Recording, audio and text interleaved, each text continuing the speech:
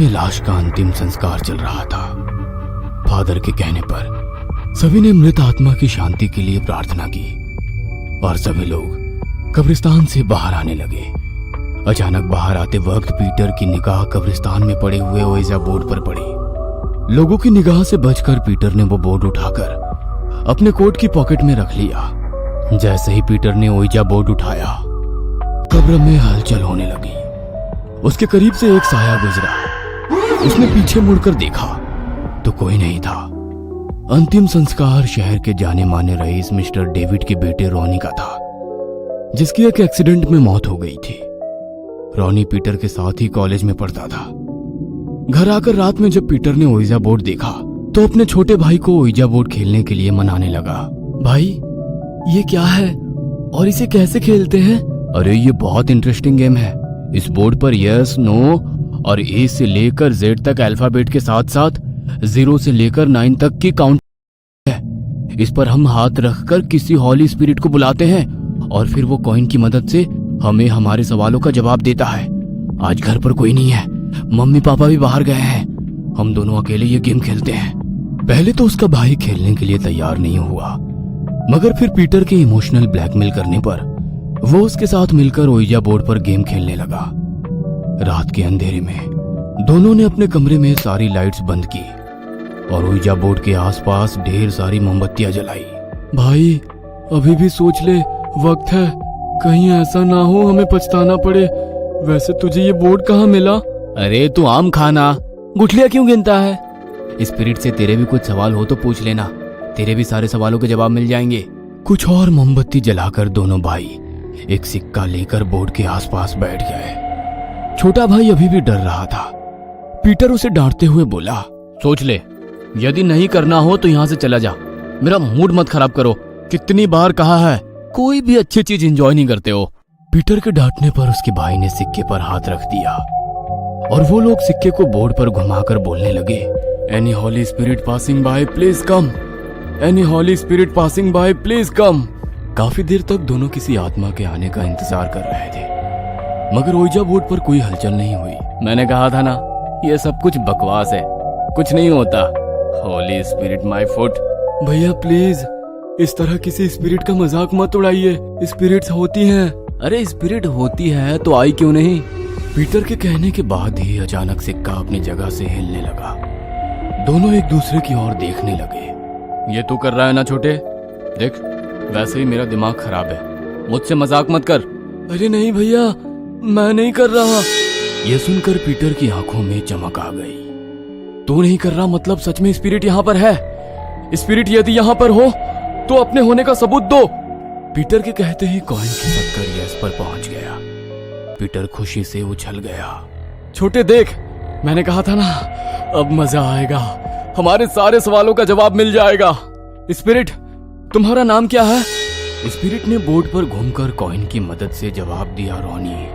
RONY, Ronnie. हैं? यहाँ क्यों आए हो? तुम्हारे आने का मकसद? स्पिरिट ने फिर बोर्ड पर कॉइन की मदद से जवाब दिया, रिवेंज। रिवेंज? मगर किससे रिवेंज? आत्मा का ये जवाब सुनकर छोटा भाई घबरा गया और पीटर से बोलने लगा, भैया बस हो गया, अब ये सब बंद करो। अरे जरा उसका जवाब तो सुनने दे। तू हर वक्त डरता रहता है। मुझे जानना है क्या ये सच में रॉनी है या कोई और? प्लीज बताइए, किससे रिवेंज लेना है? स्पिरिट ने फिर बोर्ड पर कॉइन की मदद से जवाब दिया कि पीटर। पीटर? यानी कि मुझसे? मगर मैंने तुम्हारा क्या बिगाड़ा है? पीटर बोल रहा था कि अचानक एक आत्मा उन दोनों के सामने आ गई, जिसके सर पर चोट लगने के कारण खून बह रहा था। आंखों की जगह गड्ढे थे और शरीर पर मिट्टी लगी हुई थी। अचानक अपने सामने उस रॉनी को देखकर, जिसे आज सुबह ही उसके साथ मिलकर दफनाया था, पीटर की चीख निकल गई। वो डरकर अचानक से उठकर बैठा तो खुद को अपने बिस्तर पर पाया। अपने आसपास देखने लगा तो वहां पर कोई ओइजा बोर्ड या मोमबत्ती नहीं थी। सामने देखा तो एसी चल रहा था, मगर वो पूरी तरह पसीने में लथपथ हो रखा था। उसने एसी का टेम्परेचर कम करके कूलिंग बढ़ाई ताकि उसका पसीना सूख जाए और पास रखी पानी की बोतल से पानी पिया और उस ओइजा बोर्ड के बारे में सोचने लगा। उसने अपनी अलमारी खोलकर देखी तो ओइजा बोर्ड वहां पर सामने वैसे ही रखा था जैसे सुबह कब्रिस्तान से आने के बाद रखा था। ये ऐसे कैसे यहाँ पर रखा हुआ है? इसका मतलब कुछ भी देखा वो एक सपना था। वह घबरा कर अपने पलंग पर बैठ गया। तभी उसे अपने भाई का ध्यान आया। उसका भाई पलंग पर नहीं था। वो उसको खोजने के लिए जैसे ही अपने पलंग पर से उठा, अचानक पूरे घर की लाइट चली गई।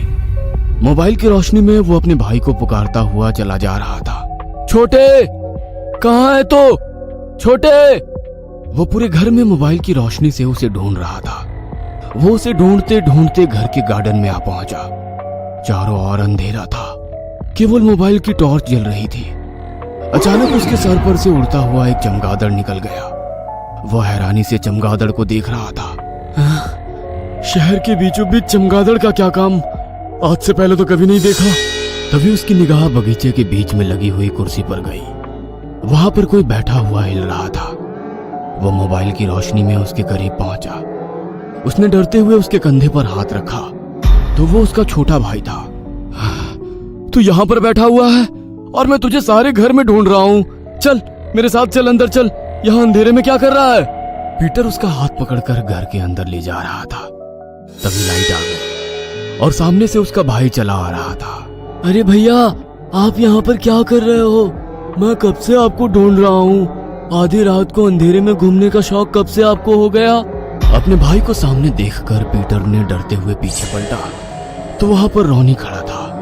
मुस्कुराते हुए पीटर को देख रहा था और उसके मुंह से निकला, बदला लेकर रहूंगा, रिवेंज। पीटर डर के मारे चीख रहा था। उसे चीखते हुए देख उसका भाई बोला, क्या हुआ? क्यों परेशान हो रहे हो? वो रोनी खड़ा हुआ है। कौन रोनी? किसकी बात कर रहे हो?